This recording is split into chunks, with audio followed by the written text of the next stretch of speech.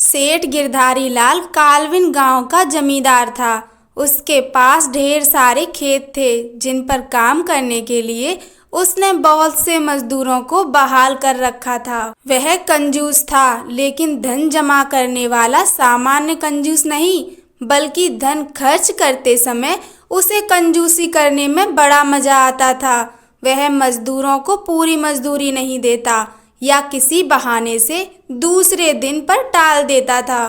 बेचारे गरीब मजदूर इसलिए चुपचाप रह जाते थे कि कहीं और उन्हें शायद काम ना मिले। चालाक सेठ किसी शुभ दिन या त्योहार के दिन का इंतजार करता और उस दिन मजदूरों को बुलाकर उनकी मजदूरी का केवल एक हिस्सा ही देता। वह भी इसलिए दे देता था ताकि मजदूर उसे गाली गलौज न दें। मजदूर बेचारे इसलिए चुपचाप थोड़ा सा खुश हो चले जाते कि कम से कम एक दिन तो उन्हें भरपेट खाना मिलेगा, और यह आशा लगाए रहते कि एक दिन सेठ उनका सारा बकाया तो चुकाएगा ही। आखिर वह इतना गरीब तो नहीं हो जाएगा कि उनकी मजदूरी ही न दे सके, क्योंकि उसके पास तो काफी धन है। एक दिन गिरधारी लाल शहर के महावारी हाट में मवेशी खरीदने गया, क्योंकि उसकी गायें अब उतना दूध नहीं दे रही थी जो सबके लिए काफी हो। बाजार में उसने 2 गायों को पसंद किया और मोल भाव कर दाम तय किया। अचानक उसे याद आया कि पैसों की उसकी मखमली थैली घर पर छूट गई। अब वह दुविधा में पड़ गया। वह सौदे को हाथ से जाने देना नहीं चाहता था। वह जानता था कि मवेशी का सौदागर कल तक इंतजार नहीं करेगा और किसी के हाथ गायों को बेच देगा। उसने सोचा कि उसे किसी न किसी तरह पैसों का जुगाड़ वहीं करना होगा ताकि उसी दिन गायों को घर ले जा सके। गिरधारी लाल किसी महाजन की तलाश करने लगा। बाजार के पास ही उसे एक महाजन मिल गया, लेकिन किसी जमानत या सुरक्षा के बिना उधार देने को तैयार न था। सेठ के पास उस समय सोने की मूठ वाली कटार थी जो उसे उसके दादा ने भेंट में दी थी। घर से बाहर जाते समय डाकुओं के डर से वह इसे हमेशा अपने पास रखता था। सेठ गिरधारी लाल ने अपनी कटार दिखाते हुए महाजन से कहा, यह हमारी पुश्तैनी कटार हमारे दादा की भेंट है। यह हमारे लिए अमूल्य है। साथ ही इसकी मूठ सोने की है, लेकिन लाचारी है, इसलिए इसकी जमानत में देने को तैयार हूँ। महाजन कटार की जमानत पर उसकी जरूरत भर ऋण देने को तैयार हो गया। गिरधारी लाल ऋण लेकर और कुछ दिनों में ऋण लौटाकर कटार वापस ले जाने का वादा करके बाजार चला गया और उन गायों को खरीदकर उन्हें एक युवक की सहायता से अपने गांव ले आया। गिरधारी लाल कई सप्ताह बल्कि कई महीनों तक महाजन को ऋण चुकाने नहीं गया। महाजन धीरज के साथ इंतजार करता रहा और सोचता रहा कि सोने की मूठ वाली कटार को क्या करे। क्या उसे बेचकर सूद के साथ ऋण का पैसा वसूल कर ले? लेकिन महाजन से कटार कौन लेगा? उल्टा कोई देख लेगा तो जितने लोग उतनी तरह की बातें बनाएंगे और उसकी प्रतिष्ठा धूल में मिल जाएगी। इसलिए वह चुपचाप रहा और उसने जमींदार के पास अपने नौकर को भेजने का निश्चय किया। जब नौकर जमींदार के घर आया तो वह घर पर नहीं था। नौकर वापस चला गया। कुछ दिनों के बाद उसे फिर जमींदार के पास भेजा गया, किंतु इस बार भी वह जमींदार से नहीं मिल पाया, क्योंकि यह बीमार होने के कारण सो रहा था। जमींदार के नौकरों ने महाजन के नौकर को वापस भेज दिया। महाजन इस आशा से कि जमींदार मेरे नौकर के जाने का संदेश पाकर ऋण लौटाने के लिए स्वयं आ जाएगा, कुछ और दिनों तक धैर्यपूर्वक सब सहता रहा।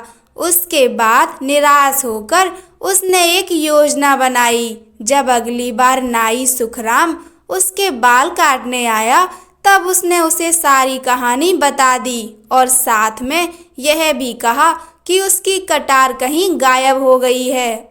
अच्छा यही होगा कि जमींदार ऋण वापस कर अपनी कटार लेने न आए। महाजन जानता था कि नाई खबर फैलाने में माहिर होते हैं और उसके द्वारा शीघ्र ही यह खबर सब तक पहुंच जाएगी कि जमींदार ने ऋण अभी तक नहीं चुकाया है और महाजन को जमानत में दी हुई उसकी सोने की मठवाली कटार गायब हो गई है। सचमुच हुआ भी ऐसा ही। यह खबर आसपास के गांव में सब जगह फैल गई। जब वह नाई बाल काटने के लिए जमींदार के घर आया तब उसने यह खबर उसे भी सुनाई। गिरधारी लाल को अब तक इस बात पर शर्म महसूस नहीं हुई थी कि उसने महाजन का ऋण नहीं चुकाया, क्योंकि इस रहस्य को उसके अलावा कोई नहीं जानता था।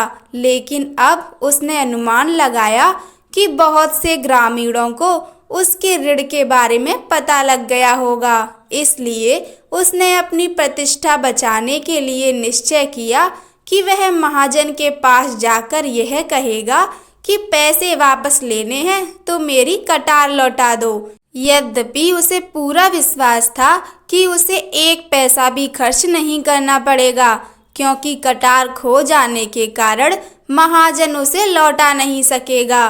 फिर भी वह महाजन के पास काफी पैसे लेकर गया। महाजन के घर पर जब जमींदार को यह बताया गया कि उसकी कटार की चोरी हो गई है तो उसने खूब हो हल्ला मचाया। किसे विश्वास होगा कि महाजन जमानत के लिए कटार रखेगा। उसने ऊंची आवाज में चिल्लाते हुए कहा। उसने सावधानी पूर्वक सोने के दस्ते की चर्चा नहीं की।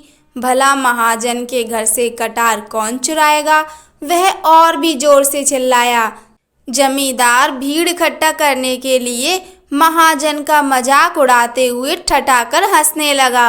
जब सड़क पर काफी भीड़ इकट्ठी हो गई तब जमींदार ने महाजन से कहा, क्यों नहीं घर के अंदर जाकर कटार की खोजबीन करते। उसे यह उम्मीद थी कि महाजन अंदर जाकर शीघ्र ही वापस आ जाएगा और उसे यह कहेगा कि हिसाब बराबर हो गया और इस तरह ऋण का एक पैसा भी वापस करना नहीं पड़ेगा।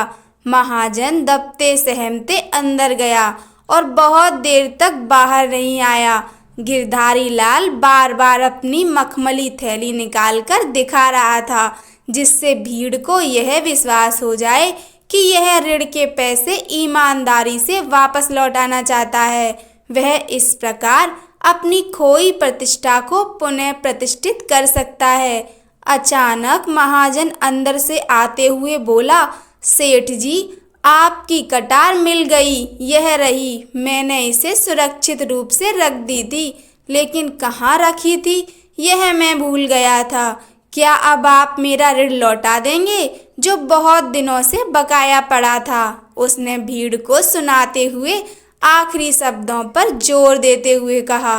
गिरधारी लाल को लाचार होकर सूद सहित ऋण के सारे पैसे भुगतान करने पड़े। लोगों ने देखा कि वह ऋण चुकाने के बाद सिर नीचे किए जाने लगा।